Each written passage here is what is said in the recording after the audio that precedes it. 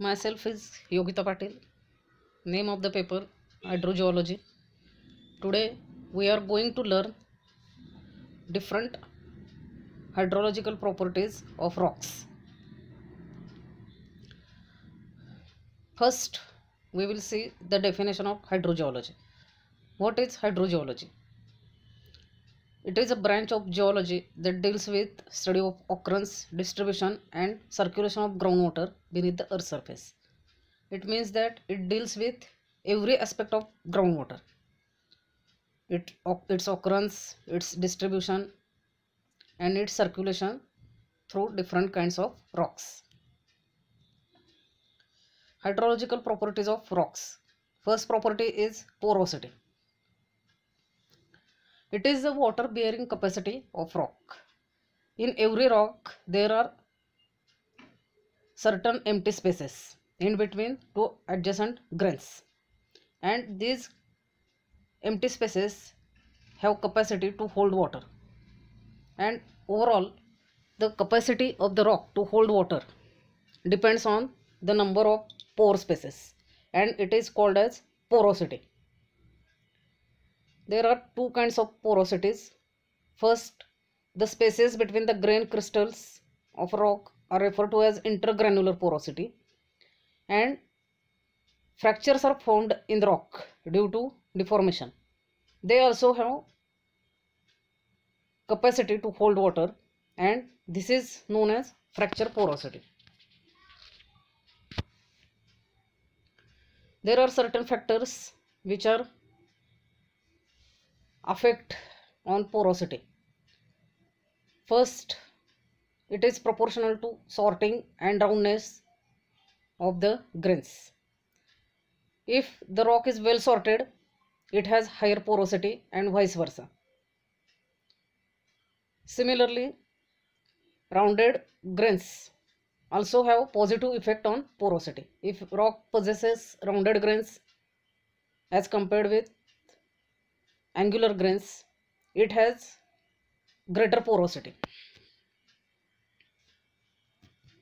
Also, the type and extent of matrix or cement, it is especially important in case of sedimentary rocks.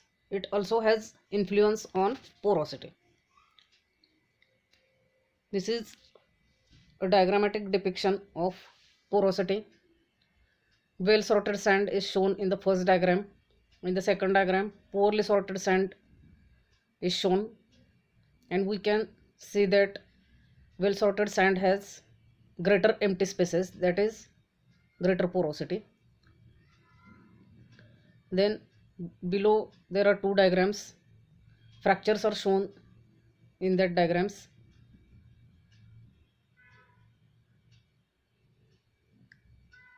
And relation between texture and porosity is depicted. Next property is permeability. Only having a good porosity does not mean that a rock can be a good aquifer. It must be permeable to become a good aquifer. So what is permeability?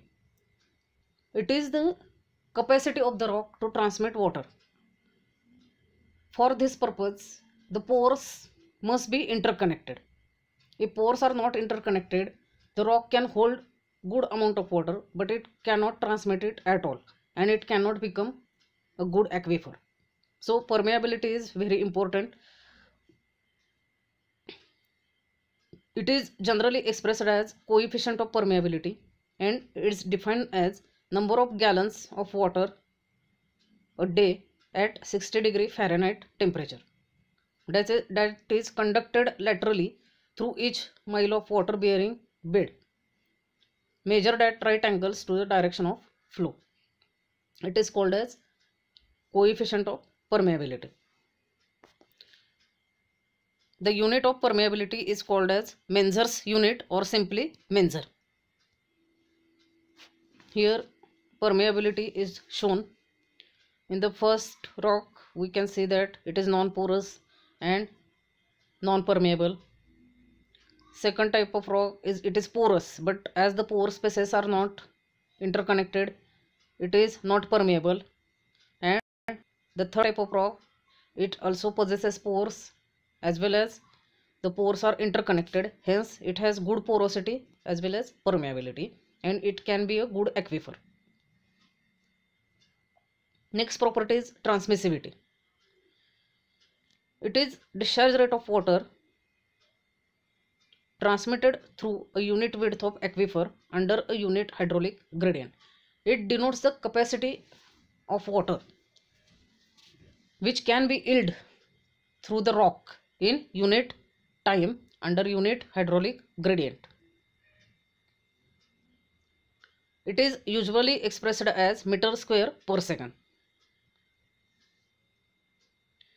Next is storage capacity of water bearing material or an aquifer.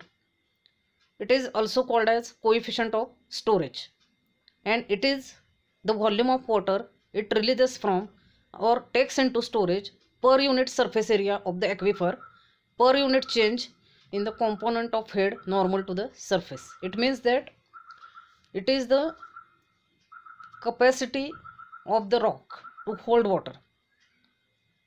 It is different from porosity in that sense. It is a mathematical expression. We can measure or calculate storage capacity.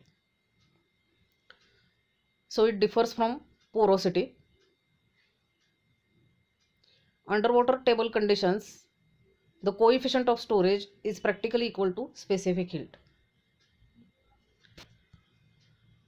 Then the next two properties are specific yield and specific retention. As we have already seen, porosity is a measure of how much water a rock can hold. But as we have seen earlier, it is different from the amount of water the aquifer can yield or produce. So it is denoted by the term specific yield. It is defined as the proportion of the water in the rock that drain out readily, and it is called as specific yield. Fine grained materials like clays have specific yields only about 5%, but their porosity is as high as up to 20 to 30%, while coarse grained materials like coarse sandstones, they have their specific yield almost equal to their porosity in the range of 20 to 35%. It means that clay can hold good amount of water, but it cannot yield that much of water. Means its specific yield is very low as compared with its porosity. But coarse sediments or coarser sedimentary rocks, they have almost equal specific yield as that of the porosity. This is diagrammatic presentation of specific yield. We can see that gravel, it is very coarse or large sized grains. They have good specific yield and rapid drainage. Fine sand, the size of sediments decreases. It has moderate specific yield and moderate drainage. While clay and solid rocks or fine grained rocks, they have very low specific yield and almost no drainage. Next property is specific retention. It is just opposite to that of specific yield. Specific yield is capacity of the rock to yield water in a unit time, while specific retention is the amount of water that does not drain readily under gravity. Means some amount of water in the rock or in the aquifer, it gets or remains untapped. This untapped amount of water is called as specific retention, and the sum of specific yield and specific retention is equal to the porosity of that particular rock. For example, as we have already seen, sandstone have specific yield 20%, while its specific retention is 6%, and its total porosity is 26%. While shale is fine-grained sedimentary rock, its specific yield is 2% and specific retention is as high as 31% and its total porosity is 33%. It means that fine-grained sediments or sedimentary rocks have high specific retention and low specific yield, while coarser sediments or coarser sedimentary rocks have high specific yield and low specific retention, and their total is equal to the porosity of that particular rock. Next term is hydraulic conductivity. It is also an ability of a rock to transmit water. It is the ability of a rock or consolidated material to transmit water.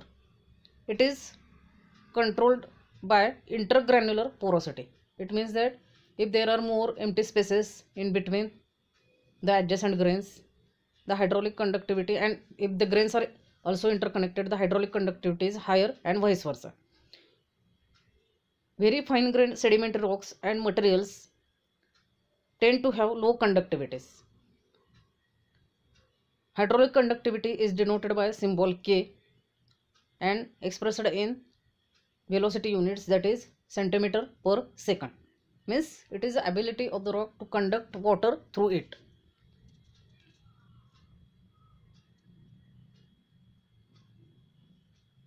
While determining hydraulic conductivity, velocity of the water or water flow should be taken into account. It is important to estimate the velocity with which water will flow through rock or sediment, assuming that there is some gravitational force to push the water. And this force is provided by hydraulic gradient.